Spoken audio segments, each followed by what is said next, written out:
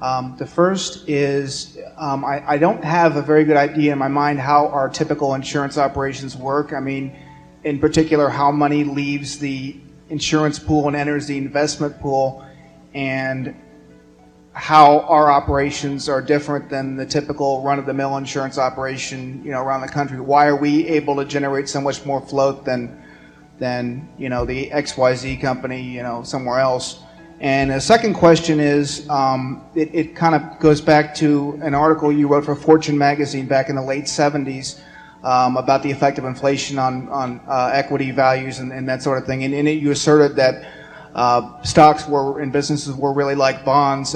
They just had their own par, and the par being the average 12% return on equity that companies have averaged. A company that does better than that has assets that are worth way more than 100 cents on the dollar. A company does less, will be less correspondingly. My question is, when you're projecting cash flows of a company as a prospective investment, why would you use the interest rate of risk-free treasury bills? Why wouldn't you use the sort of opportunity cost to discount it that maybe Charlie was referring to, maybe 12% return on equity of average corporations, maybe your 15% goal, maybe Coca-Cola's return on equity is a comparison. I mean, doing that would dramatically change the value of the company that you're evaluating, as I'm sure you know. Why would you use the risk-free rate is my question. The risk-free rate is used merely to equate one item to another. In other words, we're looking for whatever is the most attractive. But in terms of present valuing anything, we're going to use a number, and obviously we can always buy the government bond, so that becomes the yardstick rate. It doesn't mean we want to buy government bonds. It doesn't mean we want to buy government bonds if the best thing we can find has a present value that's works out at 0.5% a year better than the government bond. But it's the appropriate yardstick in our view to simply use to compare across all kinds of investment opportunities, oil wells, farms, whatever it may be. Now it gets into a degree of certainty too, but it's the yardstick rate. It's not because we want to buy government bonds, but it does serve to make that a constant throughout the valuation process. Yep. In our insurance business, we really have a group of insurance businesses, and they have different characteristics. The consistent characteristic actually is that they're all very, very good businesses. Some of them are a lot larger and have opportunities to get larger, and some of them are not so large and have limited opportunities in terms of growth. But every insurance operation we have is a distinct asset to Berkshire. We've got smaller workers' comp operation. We've got a credit operation, credit card operation. We've got a home state operation. We have all these different businesses, Kansas Bank, Sureties, whatever. They're all good businesses. Some of them don't develop a lot of float relative to premium volume. The nature of Kansas Bank or Surety is that it won't develop a lot of float. It just happens to be the kind of business they write. The nature of comp is that it develops more float because comp claims pay more slowly. You really should think of each one of those having different characteristics. Geico is entirely different than the super cat business.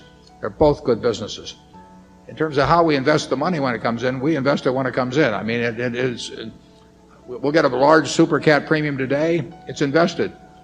Now, if we have a claim tomorrow, then we disinvest, and in a substantial way. If you take something like Geico, the cash flow is always going to be positive probably on that. We won't have another Hurricane Andrew because we've backed out of the homeowners business to quite an extent. So month by month, the money comes in at a Geico, and the faster it grows, the more the money that comes in. We have so much capital that we can basically put that money into whatever makes the most sense for Berkshire. So we have none of either the mental or psychological constraints or regulatory constraints that many insurance companies operate under. Many of them think they sort of should have this portion and this portion and that and so on. Investments usually play second fiddle to the insurance business at most companies that are in the insurance business. We look at them as being of equal importance. and we run them as two distinct businesses. We do whatever makes most sense on the investment side, whatever makes the most sense on the insurance side. We never do anything on the investment side that will impinge on our business on the insurance side. But you really should look at each one of our businesses separately. GEICO has entirely different characteristics than the supercat business. They both call themselves insurance. They both develop float. But in economic terms and in terms of competitive strengths and that sort of thing, they're two very different businesses. And our smaller businesses are different businesses. Some of those may grow reasonably well. We'll keep working on it. Charlie?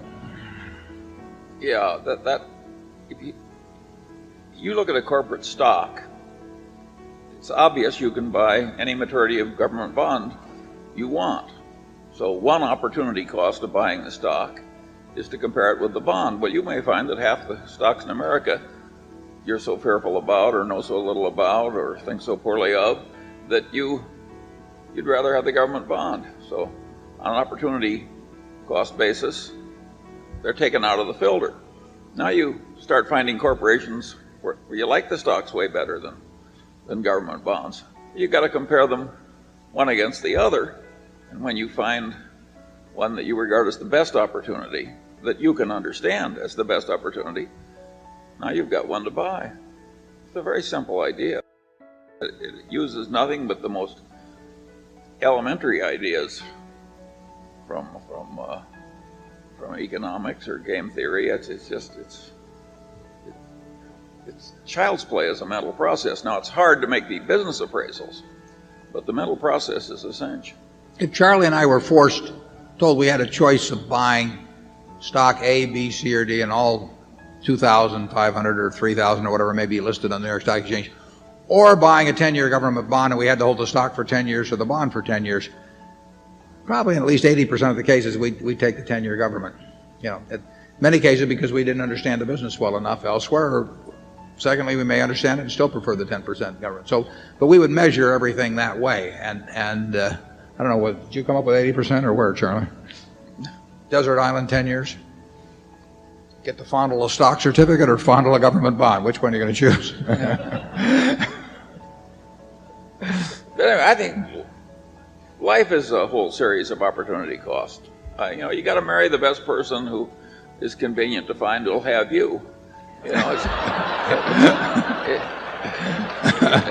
Investment is much the same sort of a process. I knew we'd get in trouble after lunch.